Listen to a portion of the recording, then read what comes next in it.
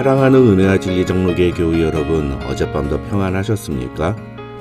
오늘도 우리 모두 세상이 아닌 주님을 본받기 위해 노력하는 하루가 되시기를 주님의 이름으로 축원합니다. 오늘 새벽에 만나보면은 마태복음 23장 13절에서 39절입니다. 마태복음 23장 13절에서 39절을 제가 읽어드리겠습니다. 외식하는 서기관들과 바리새인들이여, 너희는 천국 문을 사람들 앞에서 닫고 너희도 들어가지 않고 들어가려 하는 자도 들어가지 못하게 하는도다. 화 있을진저 외식하는 서기관들과 바리새인들이여, 너희는 교인 한 사람을 얻기 위하여 바다와 육지를 두루 다니다가 생기면 너희보다 배나 더 지옥 자식이 되게 하는도다. 화 있을진저 눈먼 인도자여, 너희가 말하되 누구든지 성전으로 맹세하면 아무 일 없거니와 성전에 금으로 맹세하면 지킬지라 하는도다. 어리석은 맹인들이여, 어느 것이 크냐? 그 금이냐? 그 금을 거룩하게 하는 성전이냐? 너희가 또 이르되 누구든지 제단으로 맹세하면 아무 일 없거니와 그 위에 있는 예물로 맹세하면 지킬지라 하는도다. 맹인들이여, 어느 것이 크냐? 그 예물이냐? 그 예물을 거룩하게 하는 제단이냐? 그러므로 제단으로 맹세하는 자는 제단과 그 위에 있는 모든 것으로 맹세함이요, 또 성전으로 맹세하는 자는 성전과 그 안에 계신 이로 맹세함이요, 또 하늘로 맹세하는 자는 하나님의 보좌와 그 위에 앉으신 이로 맹세함이니라. 화 있을진저 외식하는 서기관들과 바리새인들이여, 너희가 박하와 회향과 근처의 11조는 들이되 율법에 더 중한 바 정의와 긍휼과 믿음은 버렸도다. 그러나 이것도 행하고 저것도 버리지 말아야 할지니라. 맹인된 인도자여, 하루살이는 걸러내고 낙타는 삼키는도다. 화 있을진저 외식하는 서기관들과 바리새인들이여, 잔과 대접의 겉은 깨끗이 하되 그 안에는 탐욕과 방탕으로 가득하게 하는도다. 눈먼 바리새인이여, 너는 먼저 안을 깨끗이 하라. 그리하면 겉도 깨끗하리라. 화 있을진저 외식하는 서기관들과 바리새인들이여, 회칠한 무덤 같으니 겉으로는 아름답게 보이나 그 안에는 죽은 사람의 뼈와 모든 더러운 것이 가득하도다.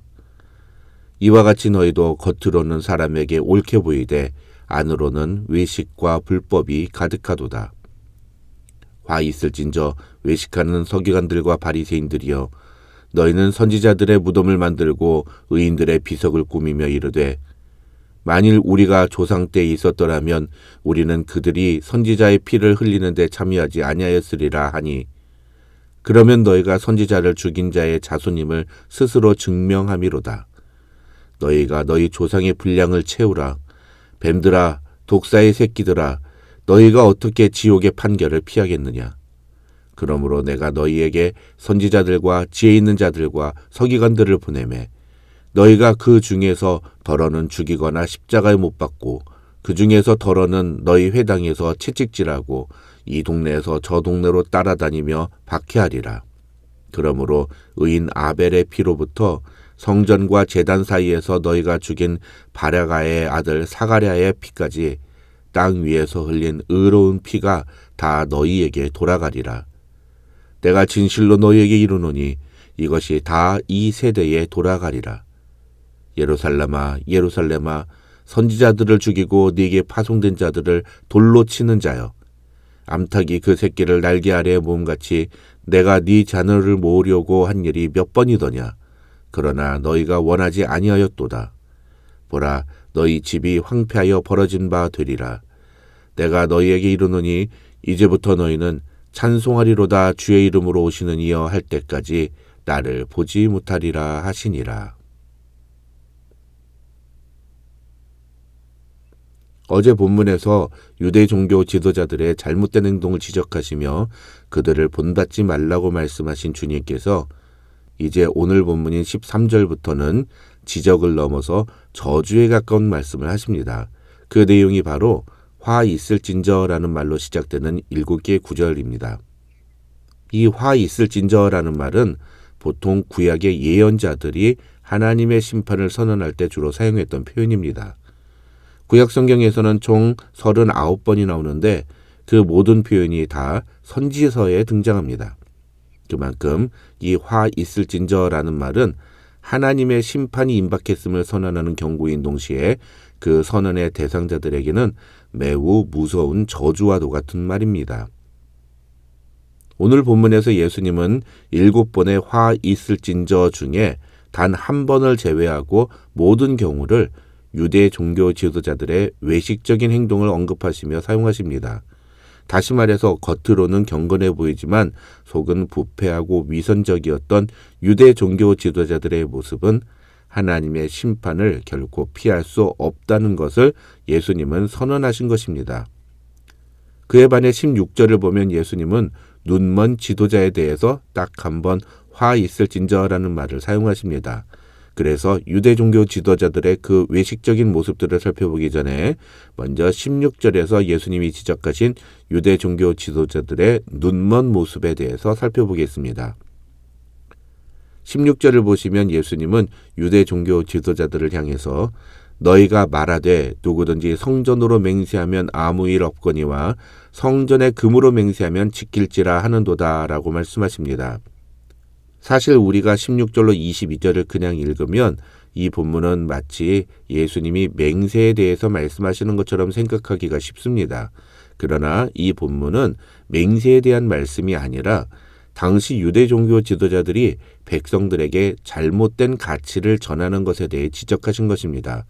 다시 말해서 예수님은 하나님보다는 물질에 최고의 가치를 두었던 당시 유대 종교 지도자들의 행태를 지적하셨는데 쉽게 설명하면 당시 유대 종교 지도자들이 신앙생활에 있어서 무엇이 진짜로 중요한지, 무엇을 추구해야 하는지를 제대로 가르치지 않았다는 것입니다.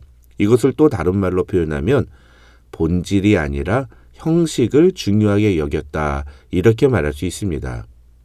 이것을 오늘날의 표현으로 바꾸면 어떻게 될까요? 교인들이 예배 시간에 어떤 태도로 예배를 드리든지 그냥 예배에 참석하기만 하면 잘했다고 인정하는 목사, 실제 삶에서는 성도들이 어떤 삶을 살든지 그냥 교회에 와서 헌금만 많이 하면 직분을 주는 그런 목사, 어쩌면 그런 목사가 바로 이 16절로 22절에서 예수님이 화 있을진저라고 저주하시는 종교 지도자의 모습이 아닐까, 저는 그렇게 생각합니다. 예수님은 그런 종교 지도자는 하나님의 심판을 결코 피할 수 없다고 오늘 본문에서 말씀하시는 것입니다. 그렇다면 이제 나머지 6개의 유대 종교 지도자들의 외식적인 모습에 대해 하나씩 살펴보겠습니다.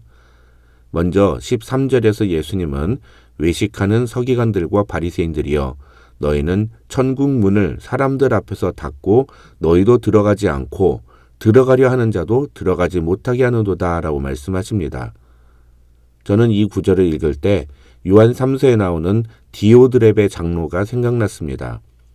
이 디오드렙의 장로는 복음 전도자들에게 구제와 섬김을 하지도 않을 뿐만 아니라 남도 하지 못하게 막고 심지어는 자기 말을 듣지 않는 사람을 교회에서 내쫓은 사람이었습니다.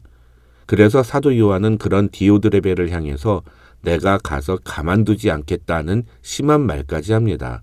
오늘 본문에서 예수님도 바로 그런 사람은 하나님의 심판을 피하지 못한다고 말씀하시는 것입니다.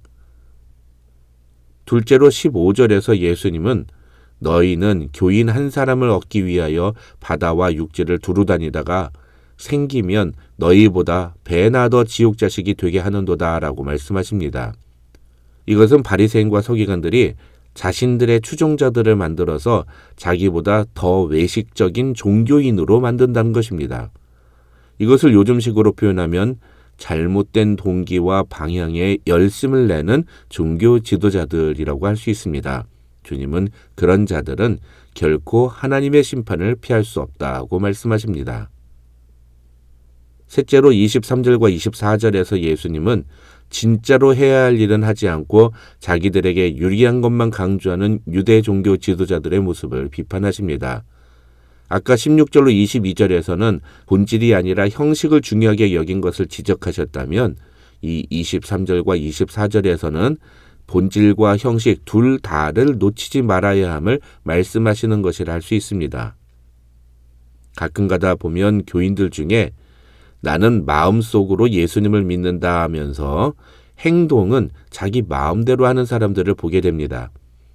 이 23절과 24절은 바로 그런 사람들에게 마음으로 예수님을 믿는다면 행동으로도 예수님을 믿는 모습을 보여주어야 한다고 말씀하시는 것입니다.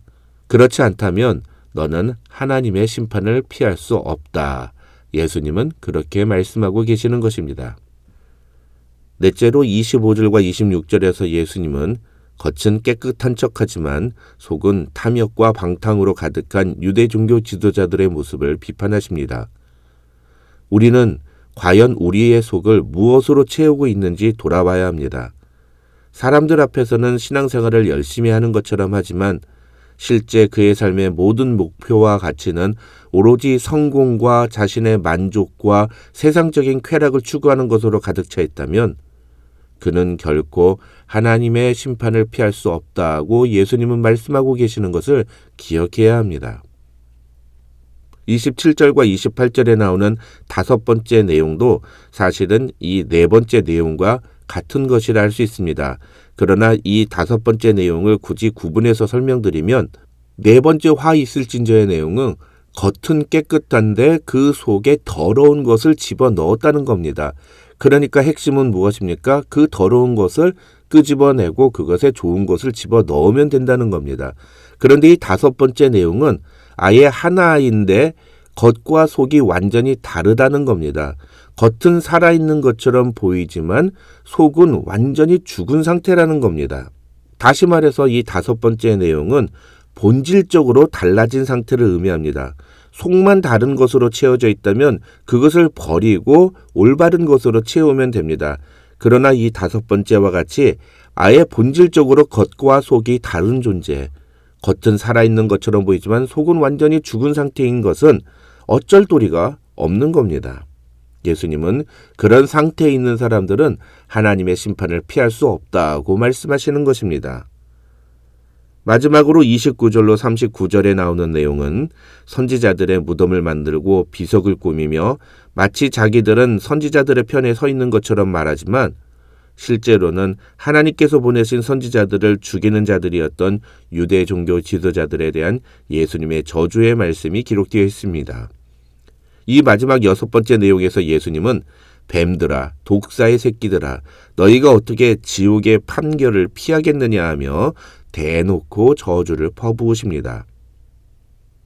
오늘 말씀을 통해 우리는 과연 이런 모습은 우리에게 없는지 우리 자신을 돌아보는 이 아침이 되었으면 좋겠습니다. 어쩌면 우리의 모습에서도 이런 모습이 있을 수 있습니다. 그러나 주님은 우리가 우리의 죄를 자백하고 회개하면 우리의 모든 죄를 용서해 주시겠다고 말씀하셨습니다. 그래서 참된 신자는 진실한 회개로 날마다 주님 앞에 나아가야 합니다. 저와 여러분 모두 그렇게 주님의 죄 용서의 은혜를 힘입고 날마다 주 앞에 나아가므로 예수께서 선언하시는 화가 아니라 예수님으로부터 우리에게 임한 축복의 주인공들이 되시기를 주님의 이름으로 축원합니다.